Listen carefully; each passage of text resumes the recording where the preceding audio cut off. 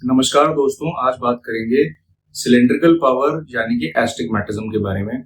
इसका क्या इफेक्ट है, क्यों हम इसे ट्रीट करना चाहते हैं और इसको ट्रीट करना क्यों बहुत ज्यादा इंपॉर्टेंट है। देखिए, सिलेंड्रिकल पावर आपकी आंख में वो पावर होती है जो कि एक पर्टिकुलर एक्सिस पे होती है और दूसरी एक्सिस पे उसका कोई इफेक्ट नहीं होता।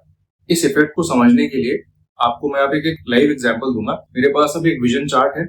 इस विजन चार्ट में मैं आपको दो पावर लगा के दिखाऊंगा। एस्टिग्मेटिज्म के लिए एक हाई पावर और एक बहुत लो पावर। सबसे पहले एक क्लियर कट रखेंगे। एक हाई पावर यानी कि एक -2 का जो पावर है, ये मेरे पास एक लेंस है -2 का।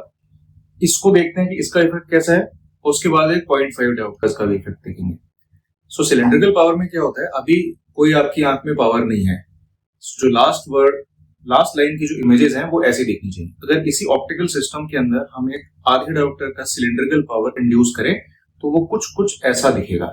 देख रहे हैं, लेटर्स कैसे हॉरिजॉन्टली एलोंग हो गए, लंबे हो गए हैं। अब इसी को मैं अगर टिल्ट कर दूंगा तो वो वर्टिकली एलोंगेट हो गए हैं। तो ये वाला जो एस्टिग्मेटिज्म है ना, इस वाले एस्टिग्मेटिज्म को हम कहते हैं with the rule astigmatism, because ये हमारी आंख की जो नेचुरल कर्वेचर है उसके साथ मैच करता है, मिमिक करता है। तो ये फिर भी उतना बुरा नहीं होता। जो अगेंस्ट द रूल एस्टिग्मेटिज्म है, यानी कि इस टाइप का एस्टिग्मेटिज्म, ये बहुत ही ज्यादा खराब होता है। इसमें आपकी ऑप्टिकल क्वालिटी बहुत डिटेरियोरेट कर जाती है।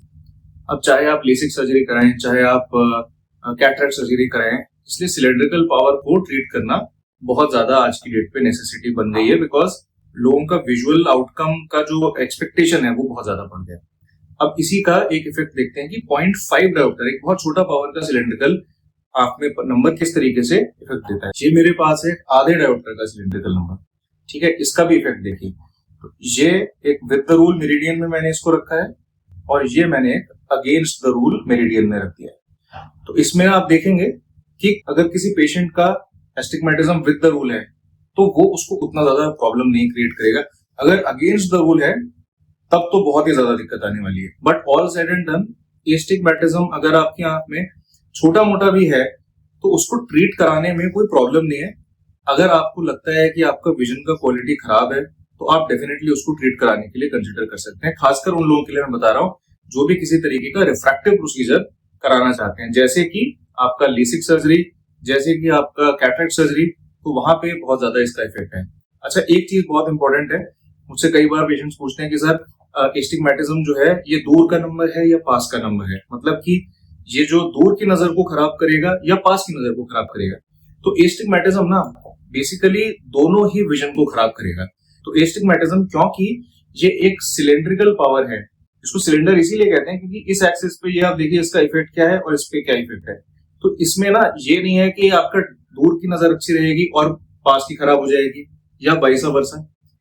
अगर आपकी आंख में सिलेंड्रिकल पावर है तो वो डिस्टेंस को भी खराब करेगा, नजदीक को भी खराब करेगा। सो इसलिए इसको ट्रीट करना बहुत ही इंपॉर्टेंट है। इसको ट्रीट करने के लिए बेसिकली 2-3 टाइप के टेक्नोलॉजी यूज करते हैं।